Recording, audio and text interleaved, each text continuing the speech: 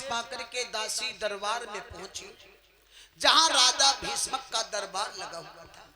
दूर से हाथ जोड़ के प्रणाम किया, महाराज महलों से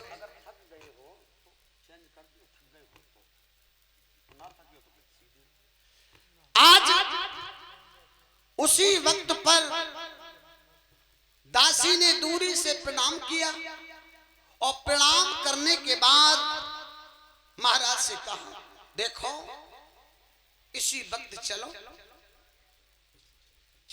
तुम्हें महारानी ने शीघ्र अतिशीघ्र बुलवाया। महाराज भीष्म कहने लगे, ऐसी कौन सी अचानक परेशानी आ गई दासी जो इसी वक्त जाना पड़ेगा?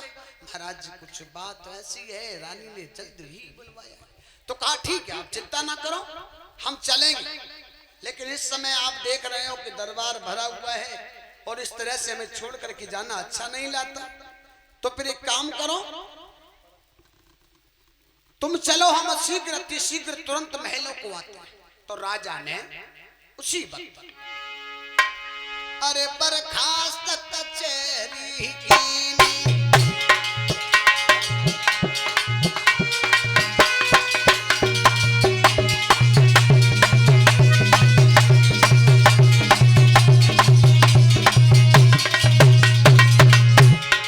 भैया राजवीर देर नहीं लगाई और देखिए राजा उसको कहते हैं जो प्रजा के साथ साथ हर व्यक्ति का ध्यान रखता है।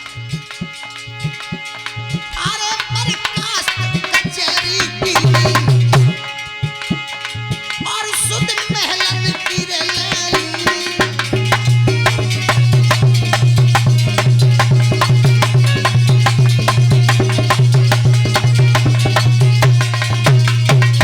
क्या बात है बेटा मोरपाल? अरे ना देर राह में कीनी और महलन की सुधले,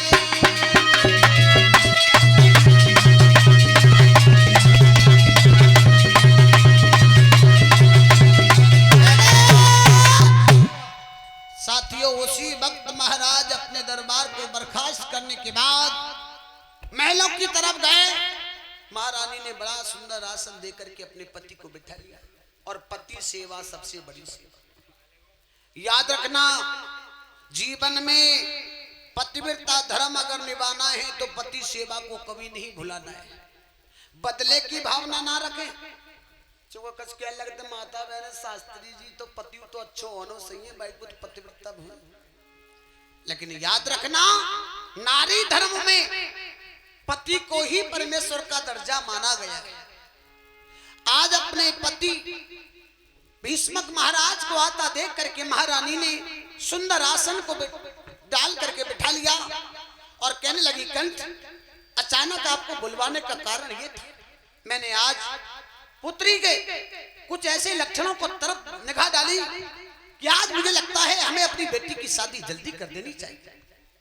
तो अच्छा क्या देखा महाराज, बेटी शादी का संबंध समझने लगी है, इसलिए अब हमको अपनी पुत्री के लिए एक सुंदर वर तलाश करके उसका विवाह कर देना चाहिए। महारानी के वचन सुनकर के महाराज को भी बड़ा अच्छा लगा और कहने लगे, चलो तुमने ये तो मेरे मन की बात छीन ली। मैं खुद सोचता था, मैं खुद भी यही सोचता था कि क्यों ना बेटी का अब जल्दी से विवाह कर दिया जाए, लेकिन आप जब कहती हो तो मैं भी जाता हूं और कल ही इस प्रस्ताव को दरबार में रख दूंगा। मेरे जो पुत्र हैं पांचों उनको भी बिठाऊंगा और जो मिलने वाले साथी हैं मंत्री महामंत्री सबसे ये प्रस्ताव रखा जाए। और देखो एक काम और सुन लो भैया, जीवन में सब काम अकेले अकेले कर लेना, काऊ मत बताना, लेकिन बेटी का जब विवाह करो तो 10-5 की सलाह लेके जरूर करना चाहिए।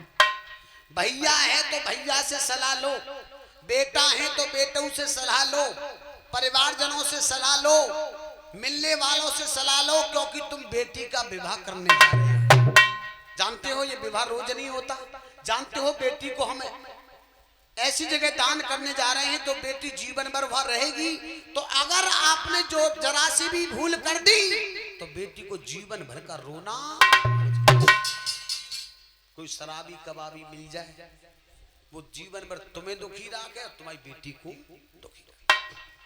तो आज महाराज भीष्मक ने भी यही सोचा कि भैया दरबारियों को बुलवा लिया अगले ही दिन, और सभी को, पुत्रों को भी बिठा लिया, दरबारियों को भी बिठा लिया। भैया सब लोग बताओ, मेरी बेटी सियानी हो गई है, उसका विवाह के लिए कोई सुंदर वर तलाश करके बताओ।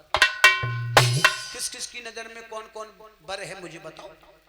तो बारी बारी से सब लोग अपनी अपनी राय रखने लगे चाचा जी, और रखनी चाहिए। बेटी के विवाह में हम सबको राय रखनी चाहिए। तो एक बोले भैया, एक पुत्र कहने लगे मेरी समझ में तो हस्तिनापुर के महाराज का पुत्र दुर्योधन सही रहेगा।